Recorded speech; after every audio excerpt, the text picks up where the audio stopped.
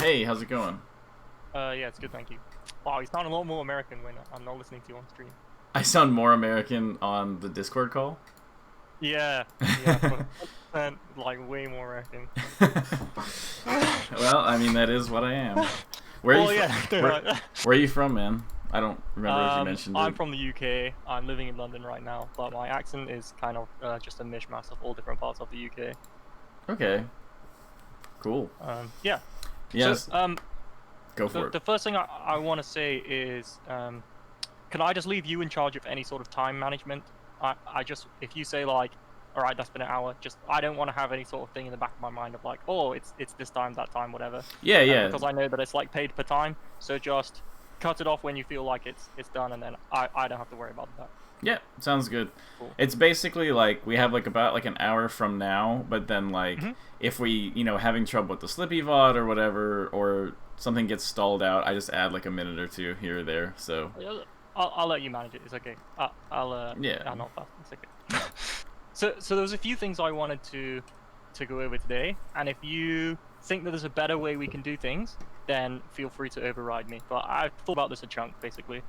Um, the first was a couple of quick questions I had, but in terms of what I want to get out of this, for me, when I do my unranked play, I kind of group them into three categories.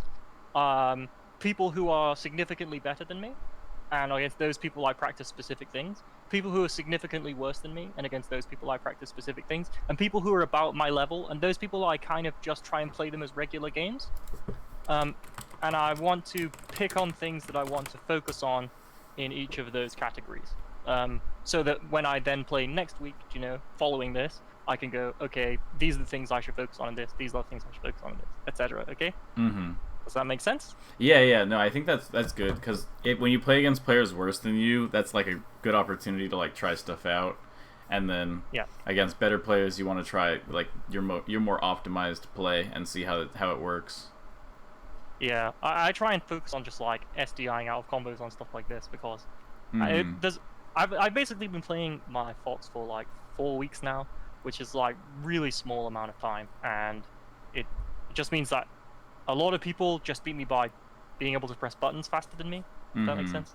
Wait, so what is your Yeah. like total like what is your history in the game? Um. Okay. So I a few years ago. How long ago is this now? Maybe like 4 or 5 years ago. Mm-hmm. I had a housemate in uni, and he was part of the competitive scene in the UK. And so I would play with him very small volumes. And then so like less than casual players, like once a week, basically, something like this. And then my girlfriend wanted to play Smash 4, and I said to her, "Look, I'm happy to play Smash, but to me it makes more sense for me to play Melee because my housemate plays Melee, so that way I can kind of do something with you, and also I can do it in my time at home." And so I played very casually, didn't attend tournaments for maybe a year, just playing with friends, like if we were having like a night in or something. Um, and then I didn't really play it for a while. One of my friends on the UK PR said he came to my house one day and was playing versus me, and he was like, "Oh," he was like, "You're actually like better than a lot of people who go to tournaments. Like if you went, you wouldn't come last, basically." And I was like, "Okay, like that's kind of a neat fact, but it's not really relevant." And he was like, "There's an Arcadian this weekend. I'll pay for your entry if you want to go, and we can just go and hang out. If you're not having fun, we can leave, do whatever." And I was like, "Okay, well," because he couldn't enter because he was PR'd, right? So I went along. I lost every single game. He was wrong. And then That's how it goes. I I met some people. Well, I was so close to winning. I won game one 3 times and then went 1-2. Well, that's what I was So gonna say. I don't. It's like, if it's your first tournament, like the reason why it goes like that isn't from your skill level. It's just from the environment of being at a first tournament. That's just yeah, it's basically impossible to like play as well as you can at your first event. yeah. So I felt like I could have won some games. I was playing a non-wobbling ice climbers at the time, and yeah, I went 1-2, 1-2 in the amateur bracket, which not doesn't mean anything. But I met some people there who had a local near where my house was, and then I attended that for maybe 6 months, something like this, until I was we in the UK. when you do tournaments, I think it's very different than the US. We do round robin pools, and the bottom half of the pool goes into an amateur bracket, and the top half of the pool goes into a pro bracket. Mm-hmm. And I got to about that middle point of a 6-person pool, so it'd be like third/fourth. So it was either I would be a contender to win amateur bracket, or to go 0-2 in pro bracket. Okay. So like That's about actually the 50% that's actually a mark. good description of like where you're at, And then or where you were at, I guess. I felt like there was a lot of kind of discrimination. I feel like people are pretty rude to you if you're an Ice Climbers player, even as a non-wobbling Ice Climbers player. Like I felt like the community was quite rude, mean. So I basically had this mindset around towards Christmas this year. You know, like I won some bracket, whatever, and I won like an amateur bracket. You know, I was hyped, and it was just like no one was hyped with me. You know, it was just kind of a big fuck you. That's So sad to hear. Yeah. How's your policy on language on your stream? I apologize if I can't swear. And then, No, you're so good. I just had this switch over at Christmas where I was like, okay, well, you know, I really enjoy playing the game, but I don't really want to be part of a community that doesn't seem like it wants me, you know? It's like not really excited to be around me. So then I just kind of stopped playing. And then a couple of months ago, one of my friends was telling me about the rollback. You know, he was like, "Have you seen the rollback?" Like, because I work as a programmer, like you, I'm a data scientist, and he was telling me about like the code that did it. And so as I was looking at it, you know, I downloaded it, and I played some games online, and on my GameCube controller, I don't know, I think I had like a 70% win rate or something on unranked, and I looked through the stats, and it was just with random characters, you know. And one of my good friends, he plays Melee a lot, and I just started playing with him basically, and he told me, he was like, oh, you know, he had the Smashbox and he moved to the box, the OXX, and he told me, you can, you know, you can try this out, you know, maybe it's fun, whatever, because I said to him, you know, it looked like weird hamstring, whatever, and so then he basically mailed it to me, and that was about 4 weeks ago, and then I had COVID, so I was stuck in my home for maybe like 2 weeks, and so basically for 2 weeks I pretty much just played on the Smashbox, and then 2 weeks later here I am. But it's my intention isn't to really go to tournaments or anything. I just want to play net play and play with my friends. Okay. So that's kind of my skill level. But now my Fox is trash because That was a good description. 4 weeks, and I wasn't a Fox main, and I also don't know the controls. And I've kind of described it as I'm trying to solve problems that I've not solved before, but I'm also trying to solve them in a language I don't speak, you know, because I don't know the buttons. Like my friend will be like, why did you do this? And it's like, okay, 1, I didn't know what option to do, and 2, I didn't know the buttons to do the option, so... Yeah. Right. Yeah, I spent some time learning the box, and I know what you're talking about. And I also feel you a lot about, like, the just being overall kind of like, what is this community? Like... Like, I understand, like, being like, okay, this is not maybe, like, a place that I want to be like, this is, like, my home, you know? Like, and like, especially, it's just unfortunate the way people, like, treat people who play different characters when there's not really, like, a reason for that. Like, everybody hates Puff because Puff will run away the entire time, you know? But then, like, somebody will play Puff and they're not running away and they're just playing the game, and people will still hate on them. And it's like, I think you guys kind of like, people like lose sight of like why something is annoying in the first place, and they just sort of generalize. But I also have this mindset of like, if somebody is doing a strategy which is within the rules, then like a good player isn't going to complain about somebody else playing the game, you know? Like, Yeah, if this is within the rules and that's a valid strategy, then you should do that strategy, right? If the strategy is so good, it will get banned. Like, but it's not up to you to decide beforehand, oh, this strategy is so good, it should be banned, so I won't do it. Like, that doesn't make sense. No, I agree with that. And I just think that, like, people a lot of times, like, will not separate the frustration at a game mechanic from, like, the person in front of them. Yeah, I think that's very negative. Like, I'm pretty good. Like, despite all this stuff between me and Army, like, that people might have seen, like, on the internet, or me and Bananas or whatever. Like, Yeah. I'm on super good terms with both those guys. Like, especially Army. Like, we're definitely like friends and stuff like that. So it's all sort of like in game versus out of game, and I think that a lot of people sort of forget that. Yeah. So can I start with two quick questions basically, which are just like bothering me. So if you see in the Discord, I've linked a couple things. Yeah, I'm getting the first Slippy VOD up. Yeah. So I'll ask questions about the kind of two quick ones. They're like under.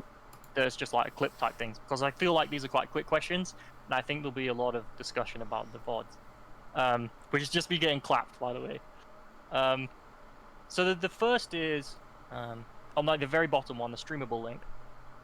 I see this kind of ledge refresh that I think this is like a new wave thing to do. I feel like I've not seen that many people do it until recently, and now I see everyone doing it. I see like Kinzo doing it. I see Mango doing it. This kind of refresh. Like Bobby Big Balls do this, where they like jump, fade away, fade back in. Yeah. Okay, I'm not going to speculate, but I have ideas as to why that is. Why are people doing this? Okay, so you can either drop from the ledge with back or down, and if you drop with down, then to get the full height on the double jump is like a lot more precise. So a lot of times people drop with back, and then there's not really a reason to like drop with back and then do like a normal jump. So like that's why a lot of times the double jump will happen, and then the drift is obviously to, you know, avoid the opponent as much as possible. Like you want to grab the ledge from the max distance. So you think this is like a misinput that they correct with this option? No, I'm not saying that. I'm saying like it's not a misinput. It's just that the reason why people do this sort of ledge refresh is like partially just because of how the input works. Like that's why they're doing the backwards double jump rather than like drop double jump in place. And it also lets them avoid possible attacks from the opponent. The other thing about it is that it's partially vulnerable at the very end. So like if someone is very close to the edge, then like let's say like Luigi was at the edge and then he forward tilts, like Fox is vulnerable at the end of his stall here. Yeah. And 100%. so what you can do is people will mix up the fast fall grab, like they'll do the high double jump, and then because like basically if you mix up because technically drop like the lower one, like if you drop low and then you double jump sweet spot the ledge from below, that one is like safer, but you don't have timing mix-ups because you don't have the fast fall from above. So people will like, if you do this high one, then you can like throw yourself, or you can double jump yourself up in the air and then not do the fast fall, or you can do the fast fall, and so it kind of works as like a bait where like you're a little vulnerable but you still have like a mix-up available to you. And then I also think it's quite committal to punish, right? Like if say Luigi wanted to come in and punish this, you can just ledge dash, right? Like, yeah, exactly. Is that like it looks vulnerable and they can catch you out of it, but like in order to do that, they have to kind of go over there and, you know, get hit by it. Or like get hit. Yeah. There's a possibility that like if you're doing the slow one and they come over to hit it, you fast fall the ledge, then you get the ledge dash, and then you're punishing them. And it's also significantly easier than doing the low one, because like obviously the low one, like you have to sweet spot from below, or you don't, like if your opponent can go over and try to stop your sweet spot from below, but on this one, like let's say you jump up like that and then your opponent comes in really early, and you know that even if you're going to do the fast fall mix up, then like you might get hit, you could, you know, drift in and drill them or whatever from the air. So it's just overall is like a better setup in a lot of ways, unless your opponent is like really close to the edge, because like what some top players will do is that if you do this too many times, they'll kind of be like, yeah, you're gonna do it, that's fine, and they'll kind of ignore it for a while, and then in like a critical moment, they'll catch you off doing it too much. Yeah. So it's like you still have to be careful when doing it, but it's like it's basically very difficult to mess up, gives you additional options that you wouldn't have if you did the low one, and like overall isn't that vulnerable anyway. Yeah, that makes sense. And especially with spacies also, like, let's say Luigi super, like, flies over the wave dash and forward tilts, you could, like, you could hold back even more, and then, like, side B shorten to edge or whatever. Yeah, or So, you can just, like, yeah, on this stage, I think there's, like, less available options, but I think you see Bobby Big Balls, like, side Bs out of this loads. yeah, you can do that does too. this, and then when opponents like do an action, he just side Bs into them, or he side Bs to the platform and like platform cancels it. Mm-hmm. And if they just go to the middle of the stage to prepare for this, then he just jumps onto the stage and plays from the corner. Yeah, exactly. Like, yeah, it looks like there's loads of mix-ups to come out of this, but to me this is like a new option. I try and do it in my games, but I don't know. 6 months ago, I feel like Foxes weren't doing this. Maybe I'm wrong. No, it's been pretty common for a while, but maybe. Yeah. It stuff can be like regional and stuff like that too. So yeah, like for sure. I notice that every time I play European players in general is that like there's just like certain parts of the game that are like different, where like some things they've been doing for a couple years might seem like, whoa, like that's kind of crazy to me or whatever. So yeah. It might just be something that picked up popularity. Yeah. The next one is about a clip from your stream. I've labeled it why. I basically saw this yesterday and I was like, okay, I'm just gonna leave this for the moment because I want to refer to this tomorrow. So okay, yeah, I'll let you watch the clip and then I'll.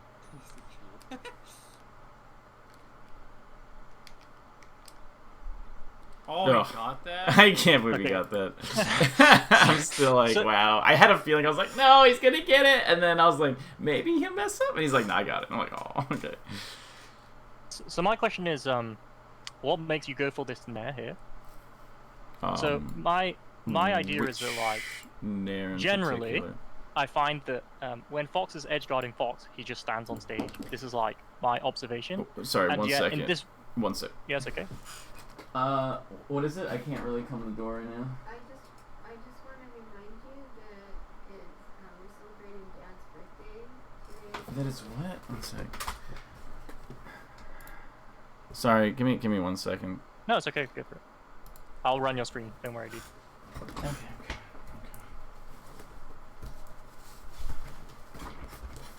Yeah? We're celebrating Dad's birthday today. I just wanted to make sure you knew. Okay. Yeah, I did know. I'm in the middle of the last one. What? Just put a note on the outside next time. Okay.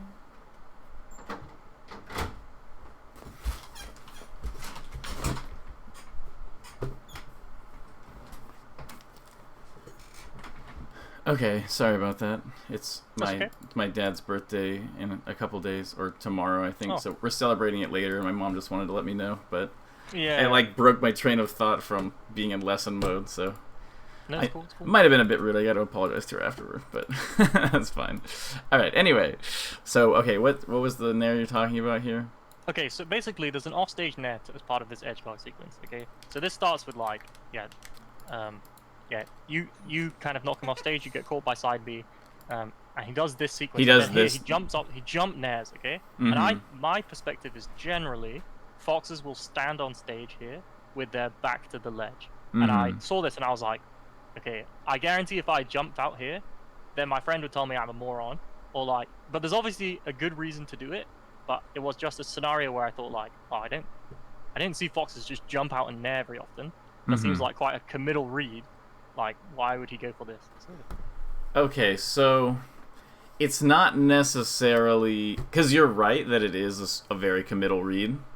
So it might not technically be optimal, I guess. Like I think that, Fox could stay on stage and cover things, and it's like a lot safer and stuff like that.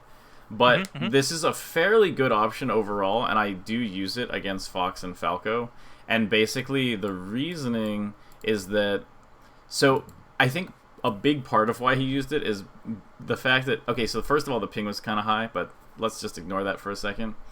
So, it's like, online, it's a lot harder to react to side Bs because of the audio delay. And so, this gamble becomes a little bit better because it's a way to cover the side Bs without having to try to react to it.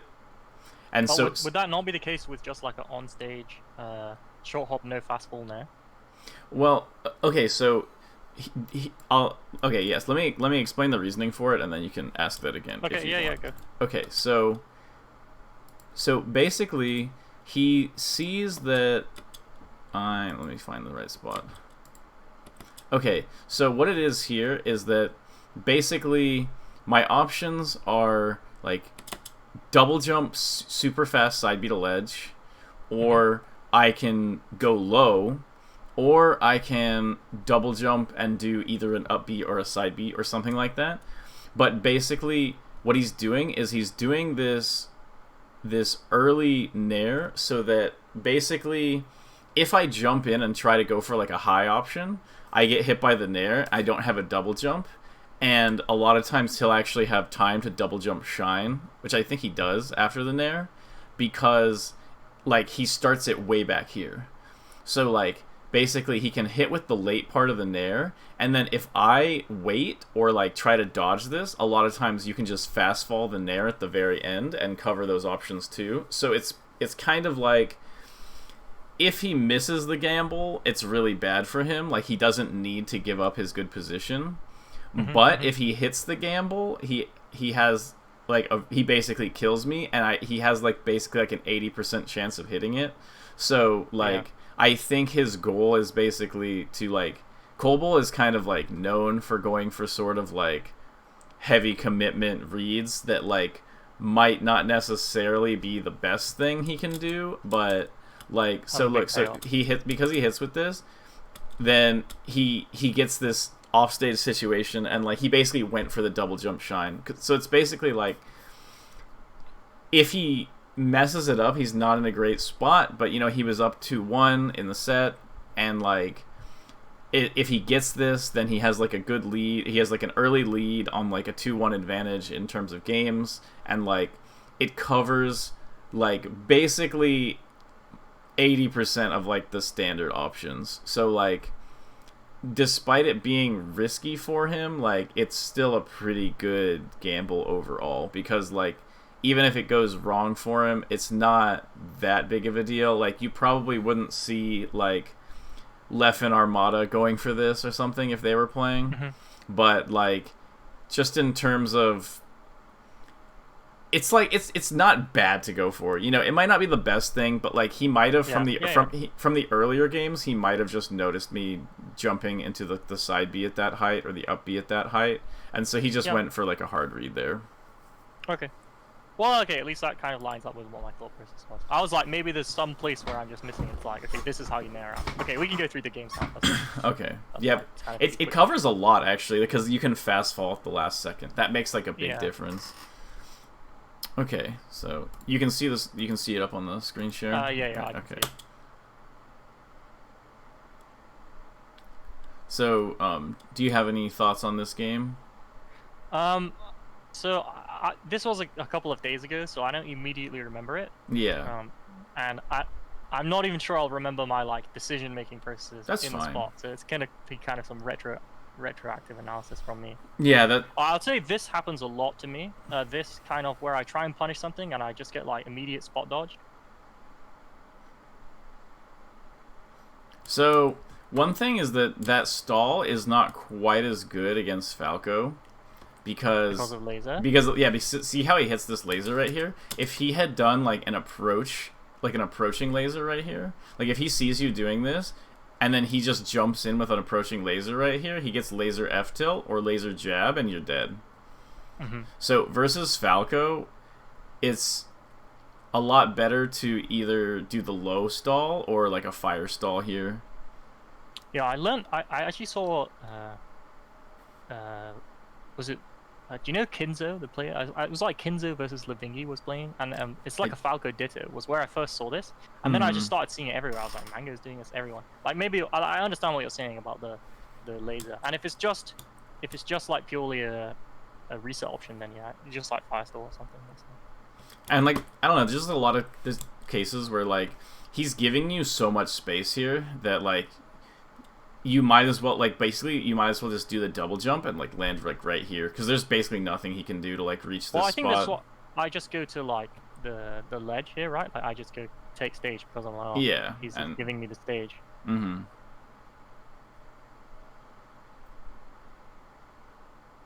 Overall, so far, your game plan actually doesn't look that bad against Falco. Okay, so what I'll say is that a lot of my games where I'm playing against someone better than me go like this, where like the first stock I'm able to do okay, and then from there I just get like 4 stock. Does that make sense? Yeah, it does. No, but I think the approach you're taking to the matchup, like as a whole, is not that bad. Like like the positions you're trying to move into and stuff like that. They're not. It's not like you're moving into positions that are like inherently putting you at a disadvantage. Like so. Wait, I am or I'm not. You're not. So like basically like when you're getting hit out of stuff, I think it'll probably be smaller stuff rather than like big game plan stuff, because you're like taking center pretty consistently, you're using top platform pretty decently, you're not like there's some people who will literally like roll to the corner and shield against Falco and then be like, all right, why am I losing or whatever, you know? And it's like, so what? It's okay, it's okay. I was just gonna say it's good that you're not doing that right now, because then I don't have to spend time telling you to do that. Like I can figure out why you're losing outside of that.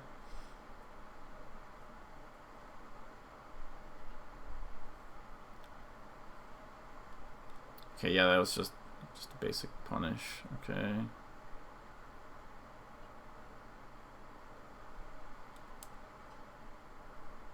This is usually like 30 seconds. It was like even. Okay, and you're saying that happens like a lot. Yeah, where like the first game is close, and then like it's literally half the game is like the first stock. Okay. And this happens to me on unranked as well. If I play against someone who's like a good player, I like recognize like a European player or something, then the first stock I'm like, oh, that was really close, you know, like, and then they just like figure me out, or I change my game plan or something, or, you know, and then I'm just dead. Okay, let me watch this again. I think I have a decent idea of what's going on, but I just want to see it again.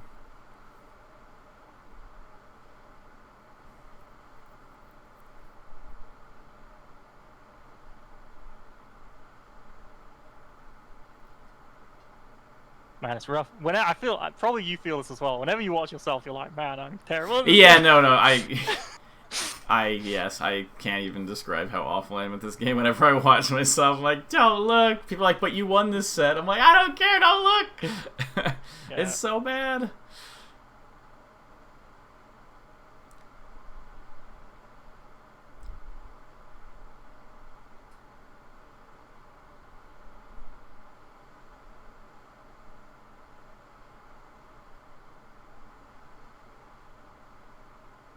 Yeah, his first stock is like going so well. Yeah, so it's always the case. I promise you. You're like, wow, look, it's a minute in. Okay, I lost the first stock to missing a side B. And then look at the like arrow at the bottom. It's like, it'll tell you it's like, we're 1 minute of a 2-minute set. And you're like, that doesn't make sense. What happens? And then I just get like 0 to death here. Yeah, you basically got 0 to death off like a missed input here. And now it's like, okay, well now, you know, I could come back. It's not the end of the world. And then I missed this SDI. What is like trying to hit the tech? I don't. Yeah. Okay. Let me.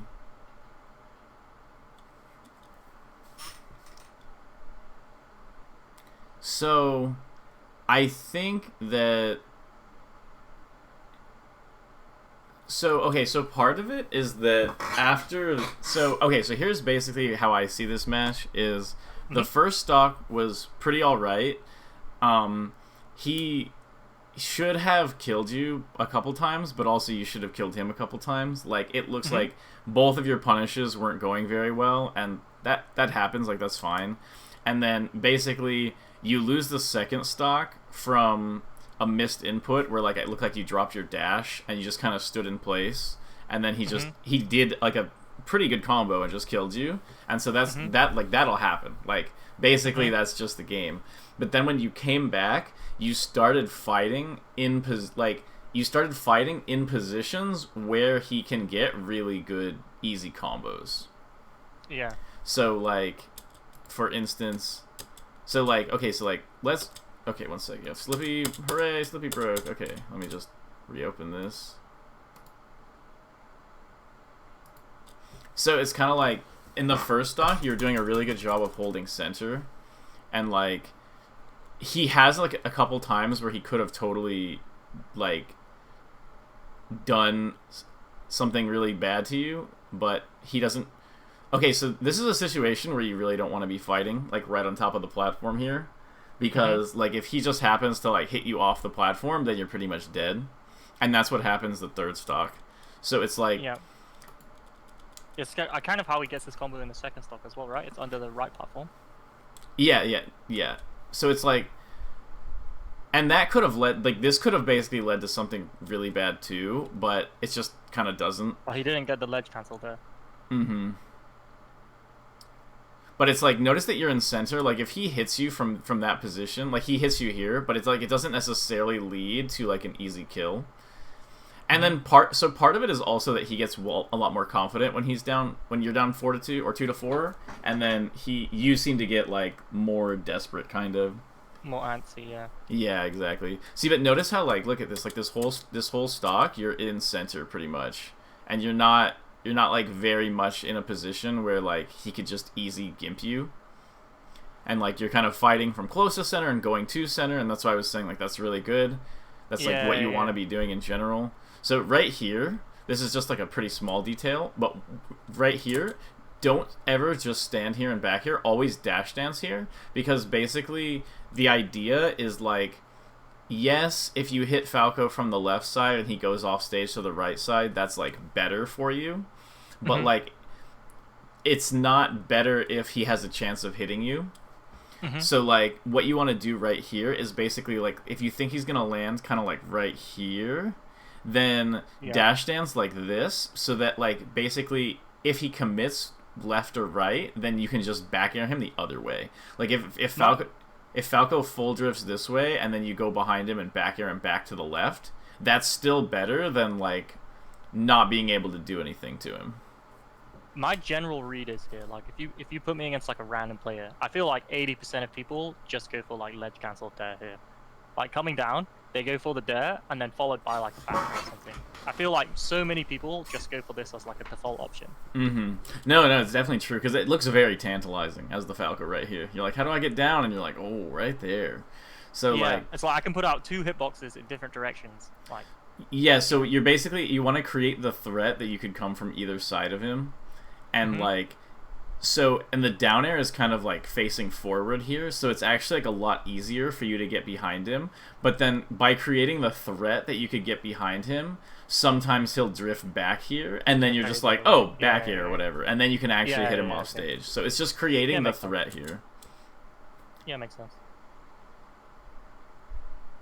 Yeah, and then that was good.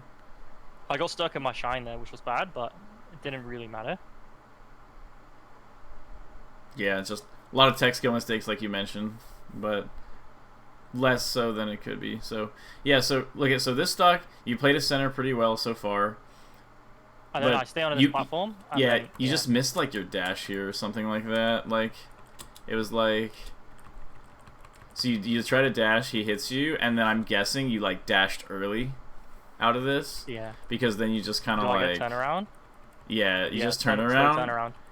And then it looks like maybe you like foxtrotted or something, because then you don't do anything, and then he just hits you. Yeah. But that was like that situation was like fine for you. It's just you missed the input, and then it's a hard game, dude. Yeah, no, it is a very hard game. Yeah. So then he gets this. That just happens. That's fine.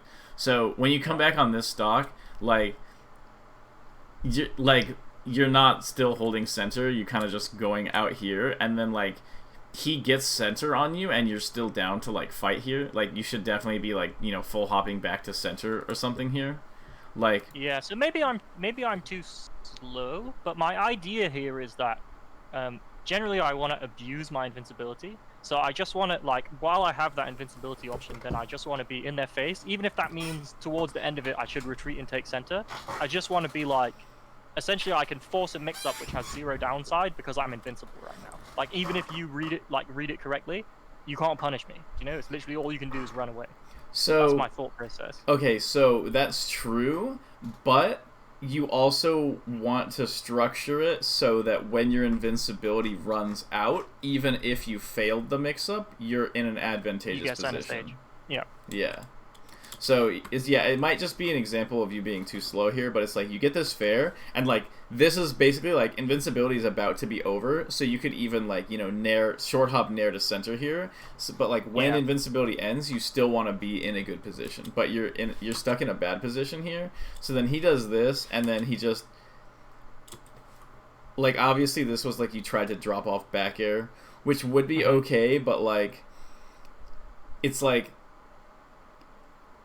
if your back air misses here, Falco can kind of kill you, and then you're like, you still might be in like a bad spot. Like, it's kind of like, even if it seems like he's just about to die, and you're at 0, and you're behind, and you need to catch up, you still need to like try to play like a tricky mix-up game, like all the time. Like, never give that up to like just try to go for it. And so you just happen to get hit off stage because of that bad positioning, and then that's why you end up there. And then you come back again, and then, okay, you get this. Obviously, you just messed up trying to kill him. I would not recommend doing that.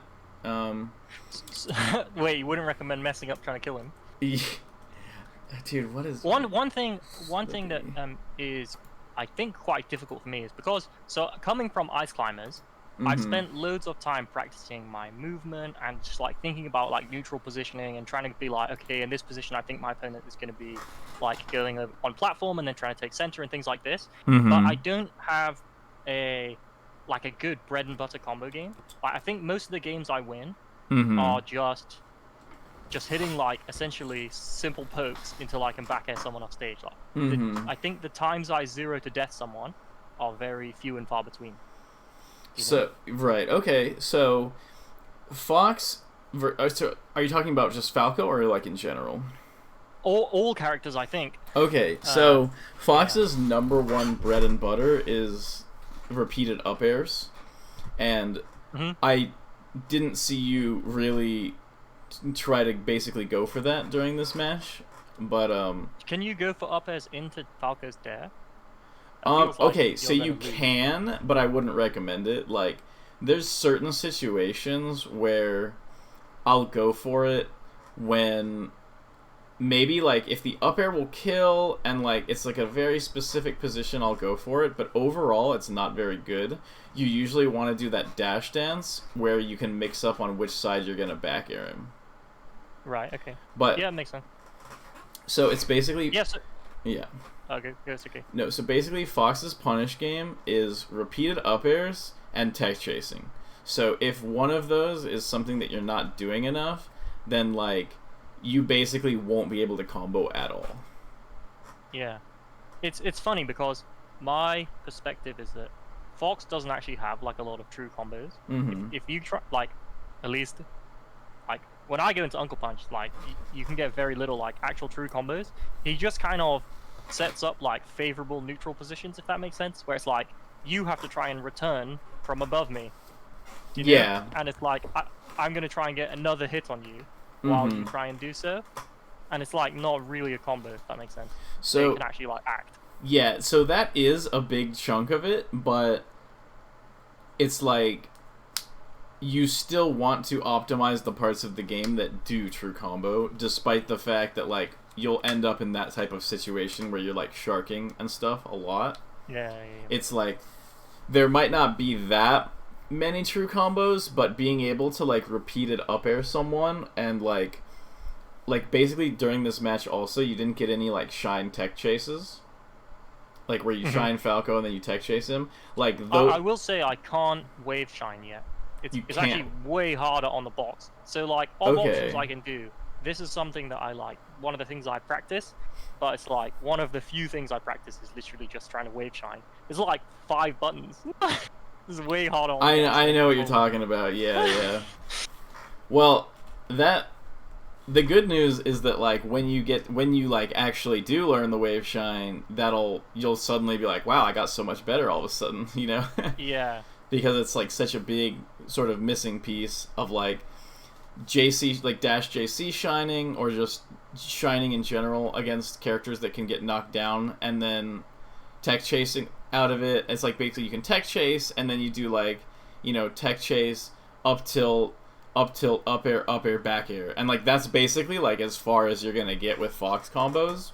But that makes like a big difference, and especially like a lot of times like an actual zero death in this matchup will be like Fox does like up throw, up smash, and then he'll do like tech chase, up tilt, nair, and then Falco techs again, and he does tech chase regrab, up throw into up air into back air, or up air again, or something like that. And so like a lot of times like the tech chases, so basically like let's say Fox only has 3-hit combos, the tech chases are like the resets of the combos. So it's you can do 3-hit combo into tech chase, into 3-hit combo into tech chase, stuff like that.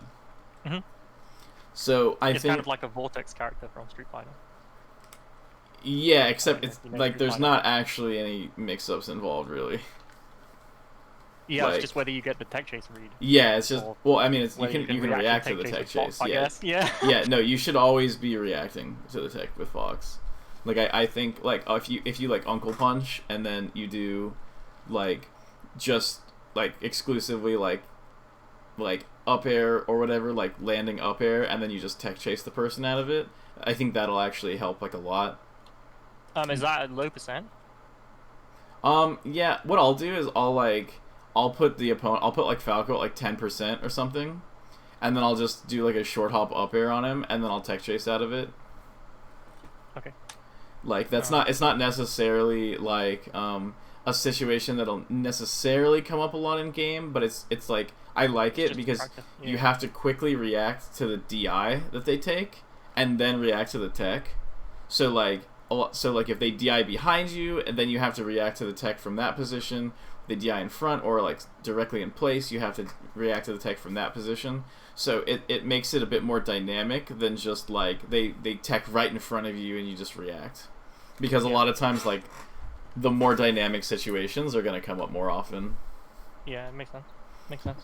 So it's like once you can get tech chases down really well, then Shine becomes really good because then you get the knockdown and then you can do tech chase into a like 1 or 2 hit combo and then tech chase and just sort of keep it going from there. So like I think that like basically like just when you say tech chase, you're talking about just re-grabbing them off the tech chase, right? Or yeah. Do, like... So you can do stuff like I'm mostly talking about that, but you can also like like up air attack in place, like falling up air attack in place, or you can like wave shine down tilt and somebody like misses, they miss the tech on the wave shine and then you just down tilt them out of it and stuff like that. Yeah. Like I include those, but okay. Yeah, and like also and sometimes instead of the grab, like depending on the situation, up tilt is really good because it doesn't hit them up as high. So then you can do like an up tilt and it'll knock down, but they'll still be pretty low to the ground, and then that gives you a decision of like you can up tilt and then they know from that like okay, like I have to tech this because if they don't tech it, then they'll just miss tech and you up tilt again. But you can also then have a situation where you do like up tilt and then you do like a back air, and then if they try to tech the up tilt again, or sorry, if they try to tech the up tilt, then they might miss the tech on the bear or whatever, and then like you have options that they can't really react to out of it. Whereas like for the up throw, like they know that like all right, you're gonna up throw me and I get a tech on a platform. Whereas with the up tilt, they don't know if you're going to do another up tilt in a row or do an aerial to try to get them at a different point of the stage or stuff like that. So like the up tilt a lot of times is actually better, but you're not going to be able to get it all the time. But there are a bunch of situations where like you land and you're like, okay, if he techs in place here, I'll just up tilt, or if he techs in, I'll just up tilt, and then you can get like a better combo than you would off of the grab. Yeah, when you're going for wave shine on, let's say on Falco, right? Yeah. So you hit a shine and you're just automatically wave dashing. You just like automatically wave dash forwards, but you're just assuming that shine hits, right? Because there's no way you have the ability to react to the shine being shielded or something, right? So you're literally just going shine, instant wave dash, regardless of whether it hits or not. Yes. And then reacting to what they do afterwards. Yeah, a lot of times, yeah, and then like the wave shine down tilt a lot of times is like partially reactive, but like maybe not entirely reactive. Like Because I see a lot of, is it wave shine jab or yeah, jab reset? yeah. Wave shine jab reset is good, but it works less and less as you go to higher levels. Yeah, I mean I try and SDI in my own games. Yeah, which, exactly. Like, I think I you don't don't think even I'm have to really playing SDI it. I think at least most percents you can just hold up and it'll work. C stick up or It doesn't. or control stick up. It doesn't matter. Okay, so you can like half SDI. Well, because Yeah. I try and do both. Like one of the things about the nicest thing about the box is like I feel like my DI is always like very intentional. I do like double stick DI for everything. Yeah. So, you know, or do you know if like if you're holding the like if you're not holding the C stick in a direction, the control stick will do the ASDI. I didn't know that. Yeah. So if you're holding up on the control stick and you're not touching the C stick, it's You get an automatic. it's the same you as get an if you're SDI just anyway. holding up on the C stick. Okay. But if Yeah. you hold up on the control stick and then down on the C stick, it'll ASDI DI down, up, ASDI but down. DI up. Yeah. So Okay. like a That's lot a of good times tip. you can just hold up. You don't actually need to like C stick up out of it, and that'll be Yep. fine because it's like basically you attempt the SDI by tapping up, but then you can just hold up and then you'll still get out. And so yeah, so I think a lot of your general movement around his positioning, there's basically like some overcommitments, and like I can tell you get like a little bit antsy and then you kind of die from that, but like ultimately like he makes a bunch of mistakes too, and this could have potentially just been a super fast spacey match. But the problem is that you don't have the consistent bread and butter to do what he's doing to you to him, because this basically happens in top player matches all the time, where like somebody just slightly messes up an input and Falco zero deaths them, and then maybe they play neutral for a second. Like let's say you're down like in this situation where like right here where it's 4-2. Like let's say you come back in invincibility, you don't get the kill, and then you get a back air and Falco dies. Now it's 3-2, and then Falco makes neutral exchange and I can Falco makes one mistake, and then you get the combo, and now it's even, and it makes sense because he got the zero death and you got the zero death, and it's all fine. But because and it's a lot easier with Falco, so like it's like this guy it's like a lot more likely that he's gonna be able to get it even if he messes up more. But like if you're able to sort of give that back to him, then like these situations wouldn't happen as much, because basically it's like the options for the games are like either everything goes right for you and he doesn't get these crazy combos and things go pretty even, or things go super ultra wrong for you. Like there's no world in which things can go super ultra right for you.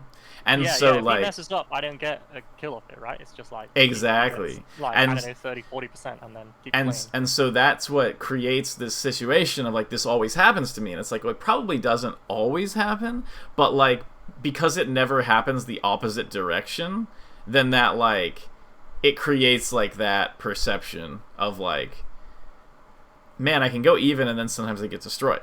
And so it's like, if you're able to also destroy him, then it's like, well, sometimes I go even, sometimes I beat him really bad, and sometimes he beats me really bad. And that's like normal. So what is the best way for me to practice that? Do you think that is the case of just doing the like set Falco to 10% and Uncle Punch, go for falling up there, tech chase, regrab type situations? Or do you think that there's some specific things that you're like, these are bread and butter combos you want to be hitting, like off grab, you want to do these, whatever the case may be, and stuff I should practice where I can just write them down and be like, okay, I'm going to grind these out because these are common situations? Or do you think this is just play a lot? Like, what's your advice to cover that gap, right? Because I agree. Yeah. There's a big difference in our punish games right now, and I want to know how to step mine up, basically. Okay, so Like, a big piece of it is obviously, like, the wave shine and being able to use shine better. But, okay, so... Sorry, I'm trying to figure out exactly how to structure this. Okay, so basically, like, the tech chase thing in Uncle Punch, that will give you the ability to string together your combo, like the short combos. So it's like, basically, that is like, that allows you to glue a bunch of little combos together, and that's sort of outside of the combos themselves, because it's like, once you can react to tech chase, you can like choose different moves to react to the tech chase with. But so it's like, basically, you have this glue of being able to tech chase that can connect all these little combos, and then you sort of add in the little combos, and like something like, so it's like, let's say, you practice doing up throw, and then you tech chase up air nair on the platform or something. You tech chase up air and he dies to center, and then you do like nair back air or something like that. Like, once you can do that combo, then like being able to wave shine and then tech chase him out of the wave shine into the grab, into that combo we just talked about where you up throw up air on the platform, that's when like that'll come together. So it's kind of like so basically that's why I think practicing the tech chase and Uncle Punch will help a lot, because So I think like, probably what you're saying is 100% true. One thing I observe in my games is that, like, and you can even see it in this game, I think on the second stock, is that I go for a grab off the punish, and people, they just all do this, like, buffer spot dodge, and I'm always just a little bit late. And I don't know if that's just going to come with time, or maybe that's something I should be grinding Uncle Punch. It's so frustrating that I feel like, I get this a lot. Okay, so... I'm just a little bit late, and then off it you get like a shine, and if Falco shines you, you just take like 6 yes, it's like... that is very maddening. So basically, like, human reaction time is pretty set. Like, we can't really do too much to react faster than we can react. But what we can do is choose a reaction point, like a point to react to, that's better. So when you're doing the tech chases in Uncle Punch, what you can do is sometimes, just sort of turn your brain off and do it intuitively. But sometimes look really closely at like the animations themselves, and basically try to find the point, like the point, like the earliest point you can where the animations are different from each other. And like, so try to identify that point in the animation and then react specifically to like that image. Like, you'll like look and you'll be like, here's this spot where Falco's legs are kind of up above his head in like this specific way. And so I can there's react like a mobile app for this, and one of the people, like the guy who's like number one on my local, I was telling him about it because my girlfriend found it. She was like, "Oh, there's this app you can like practice tech chasing." She was showing me, and I was telling this guy at my local, I was like, "Oh yeah, my girlfriend told me about this," and he was like, "Oh, what's her record? I've been having a go," and she got like 18 regrabs with like Sheik against Fox on it, just like reading the animation. I guess it's like not with Sheik, but just reading the animation. And the guy at my local was so salty. He was like, "How the hell?" He's like, "I'm not losing to a non-melee player." He was like grinding it out all week. Like, I'm getting 18. He's like, "I'm not losing to her." I didn't know there was an app for that. That's pretty cool. It's really good, actually. What's it called? Yeah, let me see if I can find it on the App Store. If I can't, then I will ask it and write it to you later. I'll just ask her. Okay, yeah, that sounds good. But yeah, and so I think something like that would help, but I'm not actually sure exactly how much because I haven't used it. So I can only tell you that like normally doing it in Uncle Punch will help you a bit. So it might be like good to do sort of both of those things, like practice it in the app. Yeah, it just has the... It's just got the animation, basically. It just, I shows can imagine what it would be. And then it's just like a tech animation either way, and you just have to press left, right, mistech. There's 3 buttons. Yeah. Or like second place. Yeah, that's exactly how I imagined it. That makes a lot of sense. If you get it wrong, your score resets to 0. If you get it, you get a point. And then it just repeats. That's basically like what you do in Uncle Punch too, except you can train yourself to do the correct button response to it. You're doing the input on the controller, right? But the advantage to the app is you can do it on the tube or something, you know. Like, Yeah, no, definitely. I definitely think it's a good idea. Like that's a smart app for sure. Yeah, I linked you just like a 0 to death just because it made me laugh. It was kind of relevant to your up airs comment, but yeah, maybe we have time to go through the other game. Yeah, let's do that.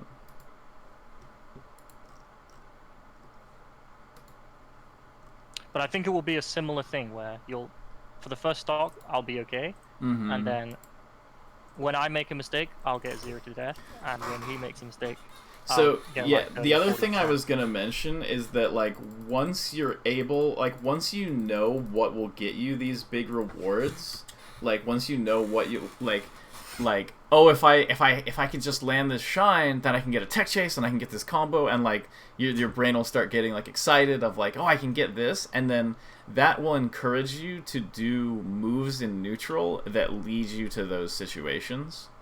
So like even though you're like, because basically the way you're moving now is like generally good for like avoiding getting beat up by Falco, but it's not moving in a way that will generally allow you to beat up Falco. And it's because you don't really have a way to beat up Falco. And so once you get to the point where like you can actually, you know how to beat up Falco and you know you can beat up Falco, then like you'll start going for those things that will let you beat him up. And then you can basically find a balance of like trying to go for the things that let you beat him up while avoiding situations where he can sort of 0 death you. And that's sort of where like you want to get to. Yeah, I mean, I go for up tilt lots because I feel like I can easily get like up airs and back airs off it, right? Because it's like you get quite a high reward. Like they end up off stage or taking lots of damage. So okay, so this is super common. Okay, so this is common among everyone, even at top level. So basically, the first part of this game, you play this like very, very well. Like this is fine. Like the way you're holding center and you're dashing around and you're not letting him get a good position, this is super good, and it makes him feel very uncomfortable. Look, you got him cornered. You didn't even have to throw out a single move, and you have this big positional advantage. So like that's good on you and bad from him. But so this is super good, and then you're like, you know what? I've been good for too long. Like I'm gonna nair on the platform. We're gonna throw out nair. And it's like I used to literally call this my addiction, where like I needed like an intervention because like I would do this every time. Like I'd be like, all right, like playing it correctly, and then he's on the platform, and I'm like, it's time to die, Falco, and I just dive up with the nair, and then just get murdered for it. And it's like I feel you so hard on this situation.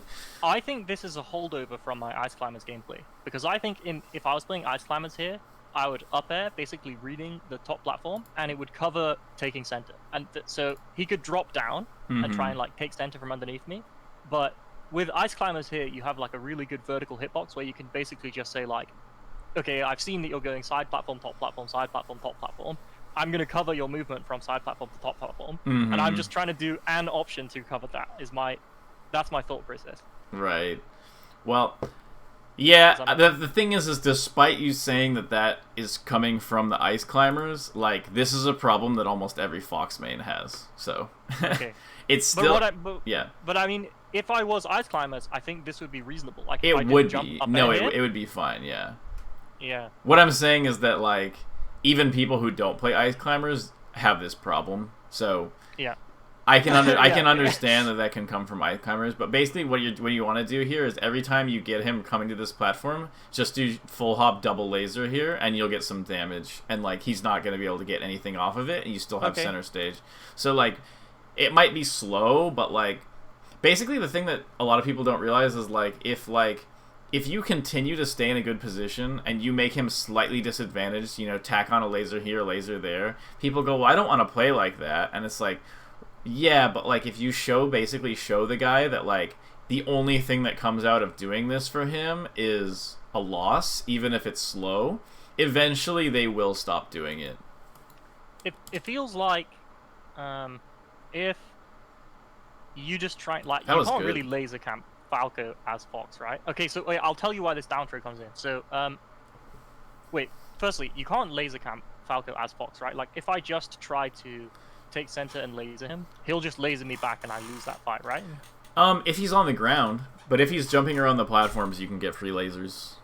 Right, so if he drops underneath the platform, then be aware that now I just have to dash down. Yeah, if Falco is on the ground with you, never shoot lasers, ever. Like, literally just and your don't. approach is generally The just only dash. time you might want to is if he's, like, at 0, because then, like, certain moves can knock down and stuff like that.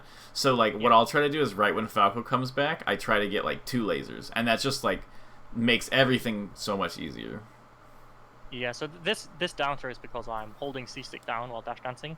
Okay, I see. I get a grab and it buffers it, so I'm just trying to be fast enough, but I didn't let go of C-stick down fast enough. Yeah, your dash dances are good. Like, I like the way you use dash dance a lot. Like, there are look at that angle. there are things that you do that are actually good, but like there are things you're doing that are actually good, but they don't get to make a big difference. Like, you basically did like 3 solid dash dance openings on him so far this stock, and he's at 68%. And if Leffen had done that, if Leffen had gotten 3 clever dash dance openings, this Falco would be at 1 stock. Yeah. So, like, that's basically, that makes a difference that it's like I almost can't even explain how big of a difference that makes to like the way you're getting your openings is like fine. Like, I literally, like, I would tell you, like, obviously you want to improve your tech skill, you know, and stuff like that, but like, and not do that nair, but like don't worry, it happens. But like, the thing is like, you're getting enough openings against like a player of this level, and honestly, the dash dances you were doing into grab and stuff like that, those are good. Like, those will work for you basically forever against even good players. Like, those are not bad dash dances. So like, that's not the part of the game you need to work on, and honestly, your general positioning is pretty good too. What you need to do is that you need to make use of your positioning to get good openings that allow you to make a difference in the match. Because it's like, basically, it's like, no matter what you do right now, literally no matter what happens, you're getting openings, you're baiting him, you're taking center stage. None of it matters if you're not doing any damage. I feel like I outplay him in neutral consistently. You do. No, you're like you're like massive outplaying, but it's like getting repeatedly outsmarted and punched in the face by like a 3-year-old. It's like, and you're like, okay, but like, I've beating this guy up, and he's just like, it doesn't hurt. Like, if it doesn't hurt when you punch him, it doesn't do anything, you know? Like, it's frustrating, but but you think the best way I should be practicing this is literally just going in Uncle Punch like combo mode and just going for various things and trying to follow up as best possible? Yeah, so the 2 things I think that would help is the lessons. We're almost good on time, but the 2 things that are really important, I think, is I would practice starting combos off of just tech chasing in general. Like, you do the quick up air at like 10% and tech chase out of it, and then get him to maybe I don't know, like 20 or 30, and then like you can like up throw up tilt or just up tilt off the ground. They're both like fine, and basically just up tilt him and then do like up tilt nair and then like tech chase out of that and stuff like that. Like, just sort of like up tilt nair, like up tilt nair, grab, up throw nair, tech chase. Like, just sort of get like grind those like a lot, to the point almost where your brain is like, yeah, that's the game. Like, the game is just, I hit him and then I tech chase him. And then... Wait, so, go through those again. So it's up throw or up tilt to nair, tech chase, and then there's up tilt, nair. I'm just writing these down. Yeah, no, these are just, like, examples of basically just up tilt him, and then... Like, basically, you want some sort of move that puts him in the air, and then you want a move that lets you tech chase him again, and then react to the tech chase, and then... try to react to the tech chase with one of those same moves that can start another combo. Okay. So, like, for instance, like on FD, basically you should be able to 0-death the CPU Falco by just like up tilt, nair, up throw, nair, tech chase, up throw, back air, whatever, tech chase. Like, you can, like... Against the Uncle Punch one? Against the Uncle Punch one, yeah. Okay, yeah. And Yeah, especially very on hard. especially on FD, because it's a lot easier to like force the repeated tech chases. I would say that's like the best place to practice to get it like the basics down. But basically, like you know like it's basically you want to do a ton of arm workouts, and then people are like, well, you know, fighting isn't just punching, and it's like, yeah, but like it's a pretty big piece of it, you know, like Yeah. so like yeah. it's good that you can like duck and dodge and you can get these openings, so you just need it so that when you hit him it like packs a big punch. And Yep.